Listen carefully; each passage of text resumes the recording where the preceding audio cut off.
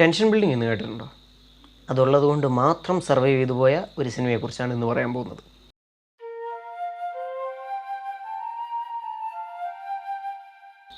Jurassic world rebirth, പേര് പോലെ തന്നെ പുനർജനനം എന്ന് വെച്ചിട്ടുണ്ടെങ്കിൽ, ഇപ്പോൾ ഡൈനോസറിൽ നിന്നൊക്കെ ഇവോൾവ് ആയിട്ട് മറ്റേ ഏലിയൻ വേഴ്സസ് പ്രെഡേറ്റർ, പിന്നെ പ്രൊമീത്തിയസ്, അതിനകത്തൊക്കെ കാണുന്ന ഏലിയനില്ലേ, അതിൻ്റെ ആ ഒരു ഘടനയിലോട്ട് സാധനം എത്തിയിട്ടുണ്ട്.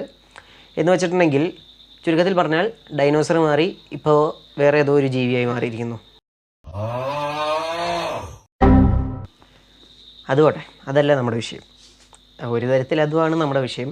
പക്ഷേ മെയിൻ വിഷയം എന്ന് പറഞ്ഞിട്ടുണ്ടെങ്കിൽ സിനിമയാണ്. സിനിമ എങ്ങനെ ഉണ്ടായിരുന്നു എന്ന് വെച്ചിട്ടുണ്ടെങ്കിൽ, സംഭവം ടെൻഷൻ ബിൽഡിംഗ് എന്ന് ഞാൻ ആദ്യം പറഞ്ഞല്ലോ, അതില്ലെങ്കിൽ ഈ പടമില്ല, ടു ബി ഹോണസ്റ്റ്.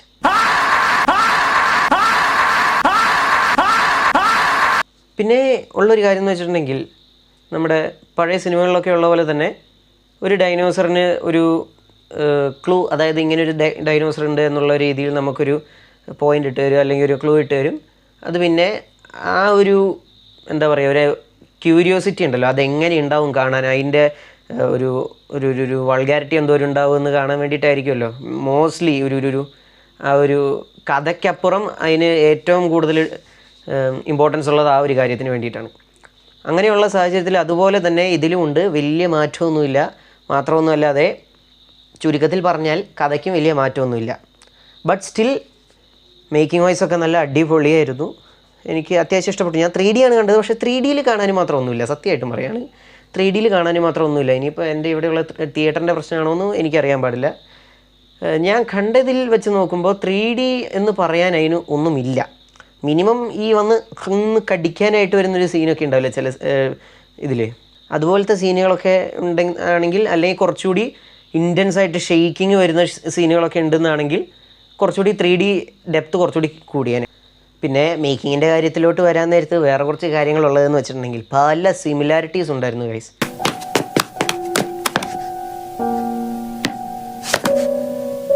കാരണം കോങ് സ്കൾ ഐലൻഡിലൊരു വേൾഡ് ബിൽഡിംഗ് ഉണ്ട്. അപ്പോൾ അതുപോലൊരു വേൾഡ് ബിൽഡിങ് ടൈപ്പാണ് ഇതിനകത്ത് കുറച്ച് കൊടുത്തേക്കുന്നത്. എന്ന് വെച്ചിട്ടുണ്ടെങ്കിൽ ചില സീനുകളിലൊക്കെ പർട്ടിക്കുലർലി ഞാൻ ചിലത് കാണാൻ നേരത്ത് കറക്റ്റ് എനിക്ക് കോങ് സ്കൾ ഐലൻഡ് തന്നെയാണ് ഓർമ്മ വന്നത്. ഒരു മാറ്റവും ഇല്ല. പക്ഷേ എടുത്ത് പറയേണ്ട ഒരു കാര്യം എന്താണെന്ന് വെച്ചിട്ടുണ്ടെങ്കിൽ, ആ ഫ്രെയിംസ് അടിപൊളിയായിരുന്നു കേട്ടോ. എനിക്ക് സത്യമായിട്ടും ആ ഫ്രെയിംസ് എനിക്ക് ഭയങ്കരമായിട്ട് ഇഷ്ടമായി. അത് വേറെ കാര്യം. ബട്ട് സ്റ്റിൽ വലിയ കാര്യമൊന്നുമില്ല. അൾട്ടിമേറ്റ് ഗൈസ്, ഇതിപ്പോൾ ഞാൻ കഥ പറഞ്ഞാലും ഒരു സ്പോയിലർ ആവില്ല, സത്യമാണ്. കാരണം എന്ന് വെച്ചിട്ടുണ്ടെങ്കിൽ പഴയ കഥ തന്നെയാണ്. ഇപ്പം നിങ്ങളിത് ഞാൻ ഇപ്പം പറഞ്ഞതിൽ നിന്ന് നിങ്ങൾക്ക് എന്തെങ്കിലും എഫക്റ്റ് ആയിട്ടുണ്ടെന്നാണെങ്കിൽ വെരി സോറി. പക്ഷേ കാര്യമൊന്നുമില്ല. നിങ്ങൾ ഒരു പുതിയ സാധനമാണെന്ന് വിചാരിച്ച് തിയേറ്ററിലോട്ട് ചെല്ലുകയാണെങ്കിൽ you will be disappointed. Okay, സത്യമായിട്ടും അത്രയ്ക്ക് വലിയ പുതുമയൊന്നുമില്ല. സെയിം സാധനം തന്നെയാണ്, കണ്ടാൽ മനസ്സിലാവും നിങ്ങൾക്ക്.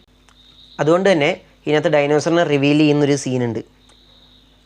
ഫസ്റ്റ് നമുക്കൊരു ഒരു ക്യാച്ച് ഇട്ട് ഒരു ഗ്ലിംസ് ഇട്ട് തരുമല്ലോ, ആ ഒരു സീനിൽ എനിക്ക് കുറച്ച് ക്യൂരിയസ് ആയിരുന്നു. പക്ഷേ ഡൈനോസറിനെ കണ്ടപ്പോൾ It's the biggest piece of dog shit. From this to this എന്ന് വെച്ചിട്ടുണ്ടെങ്കിൽ ഇതിൻ്റെ രണ്ടിൻ്റെ ഒരു ക്രോസ് ഓവർ ആയിരുന്നു ഞാൻ അവിടെ കണ്ടത്. സത്യം പറയാലോ, അതിനെ റിവീൽ ചെയ്യുന്ന ടൈമിൽ നമ്മുടെ ഗോഡ്സിലേനെ റിവീൽ ചെയ്തൊരു സീനില്ലേ, മറ്റേ ഗോഡ്സില 2011 ആണോ 12 ഏതോ ഒരെണ്ണത്തിൽ നമ്മുടെ പുതിയ ഗോഡ്സിലേനെ റിവീൽ ചെയ്തൊരു സീനില്ലേ, എനിക്ക് അതാണ് കറക്റ്റ് ഓർമ്മ വന്നത്.